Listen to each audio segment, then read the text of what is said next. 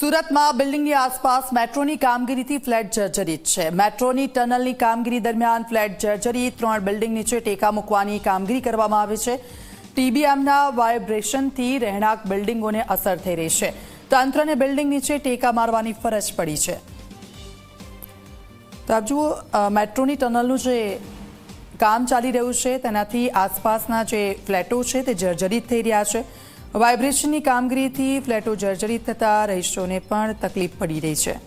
હાલ સુરત શહેરમાં મેટ્રોની કામગીરી જોરશોરમાં ચાલી રહી છે। આ વચ્ચે સુરતના ચોક બજાર વિસ્તારમાં ટનલ બનાવવામાં આવી રહી છે, પરંતુ આ ટનલના કારણે જે 4 બિલ્ડિંગો છે તે 4 બિલ્ડિંગોને અહીં નુકસાન થયું છે। આપ જોઈ શકો છો, ટીબીએમના જે વાઇબ્રેશન છે તે વાઇબ્રેશનના કારણે જે બિલ્ડિંગો છે તેની હાલત આપ જોઈ શકો છો।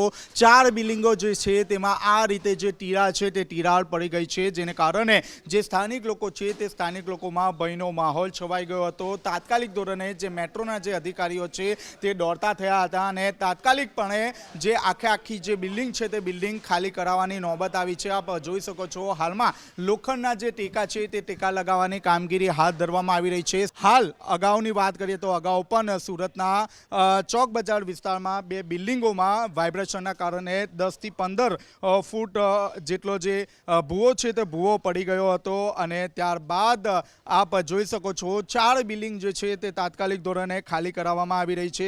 એસવીએનઆઈટીની જે એક્સપર્ટની જે ટીમ છે તે ટીમ પણ અહીં આવી પહોંચી હતી અને સ્ટ્રક્ચરલ જે રિપોર્ટ છે તે રિપોર્ટ માંગવામાં આવ્યો છે। હાલમાં જે ટીબીએમમાં વાઇબ્રેશનના કારણે આ આખી જે બિલ્ડિંગ છે તે ક્ષતિગ્રસ્ત થયો હોવાનું અનુમાન કરવામાં આવી રહ્યું છે। ત્યારે હાલમાં જે રીતે મેટ્રોના જે અધિકારીઓ છે તે મેટ્રોના અધિકારીઓ તાત્કાલિક ધોરણે અહીં પહોંચી ગયા છે અને જે સિમેન્ટનું જે પુરાણ છે તે પુરાણ કરવામાં આવી રહ્યું છે।